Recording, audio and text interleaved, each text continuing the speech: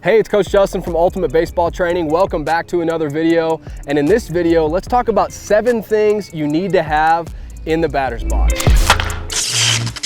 The first thing you must have when you step in the batter's box is plate coverage. Now, this is the most basic of the tips, but I might say something that you typically might not think about when it comes to plate coverage, right? So obviously, when you think of plate coverage, most people think, well, when I step in the box, I need to be sure that I can cover the outside part of the plate. Be sure that that pitch that's, a ball or two off the black of the plate on the outside corner, I need to be able to hit that pitch. And that is certainly part of plate coverage. You want to be sure that your positioning in the batter's box allows you to hit that pitch without, reaching for it, without one of these butt out reaching for it swings. That does us no good, right? We got to be able to handle that outside pitch. And really, if he throws you that outside pitch, you got to be able to drive the ball to the opposite field with authority. But something that a lot of people don't think about when it comes to plate coverage is, what about the inside pitch? So when I say plate coverage, when you step in the batter's box, yes, you've got to be able to hit that pitch that's a ball or two away, but you've also got to not be so on top of the plate and crowd the plate so much that you struggle with the inside pitch. You see this sometimes with hitters who, I'm so on top of the plate here that if he throws me a pitch in that almost hits me, that's still a strike. And even if I make contact with that pitch, I've got to get my barrel so far out in front to hit that pitch that most likely I'm going to hook that ball foul instead of keeping it fair. So big thing number one when it comes to what you need when you step in the batter's box, you need to have plate coverage, and you need to find that happy medium between covering the outside part of the plate and being able to drive the outside pitch with authority to the opposite field, but also being able to handle this inside pitch and pull it and keep it in fair territory. So find that happy medium with your positioning in the batter's box. The next thing you need to have at the plate is confidence. You got to bring some confidence with you when you step in the batter's box. Confidence means believing in yourself and in your abilities, okay? You got to have confidence, because if you're timid at the plate, you're never going to reach your full potential, and you're never going to be the hitter that you're potentially capable of becoming, right? So a good hitter is a confident hitter, and a confident hitter a lot of the times is going to end up being a good hitter. So confidence is absolutely critical, and you're going to develop more confidence the more you play this game and the more success that you have at the plate, because success breeds confidence. But what else can we do for confidence? Well, number one, walk up to the plate with your chest out, breathing deeply, and have your body language saying, I'm the man, and have your body language saying, this pitcher's got nothing on me. I'm going to beat this pitcher, and I'm the best ball player on this field right now. You don't say that with your mouth, but you show that with your body language, right? It's that inner quiet confidence that just, shows through your body language, hey, this guy means business. So, don't step up to the plate being timid and having your shoulders kind of hunched over like this and, shallow breathing and clammy hands and stuff. No, forget that. You need to have confidence when you step in the batter's box. So manufacture some confidence with that positive body language. And what about positive self-talk? Tell yourself, I can do this. This pitcher's got nothing on me. And think about what you want to have happen, not what you're trying to avoid. Think about achieving success, not avoiding failure. And lastly, as I talked about, success breeds confidence. And so what I encourage you to do is, there's been a time and a place when you've hit the ball right on the screws, right? A hard line drive in the gap for a double or a home run, something like that.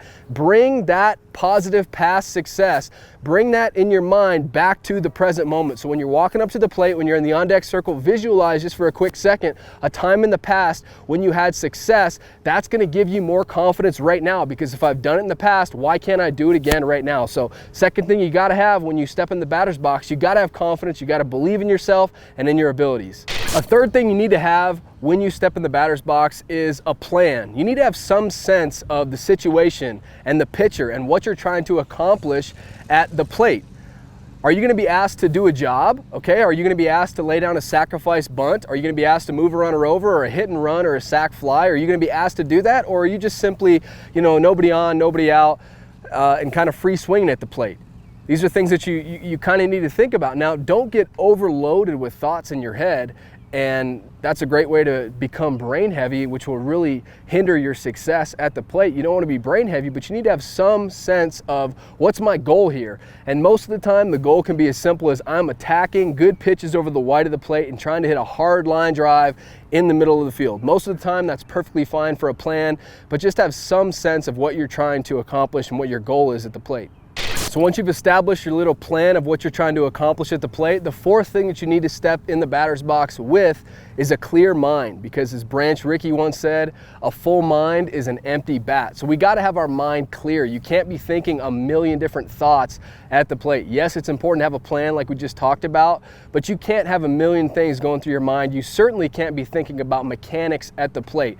And so I encourage you to focus on, having one thought. I think this will really help you clear out all the rest of the noise. You want to develop a plan and then clear out all the other thoughts, and ironically thinking about just one thing will really help you do that. A lot of times, if you've ever meditated before, they'll tell you, because you got all these thoughts that you're trying to get out of your head, and it's very difficult to do. I'd encourage you to try it sometime. Sometimes what they tell you to do is to focus on one specific thing, and you can't have two thoughts at the same time, right? So you can't have a million thoughts if you're intently focused on one thing. So in meditation, they talk about, envision a candle, just one single lit candle, and just focus on that candle. Or think about one tree, just a tree, and you'll watch all the other thoughts. You'll be thinking about that tree, but you'll watch all the other thoughts slowly dissipate. So same thing can be applied in hitting. Have one little thought or one phrase you're telling yourself, whether it's see it, or attack, attack, attack.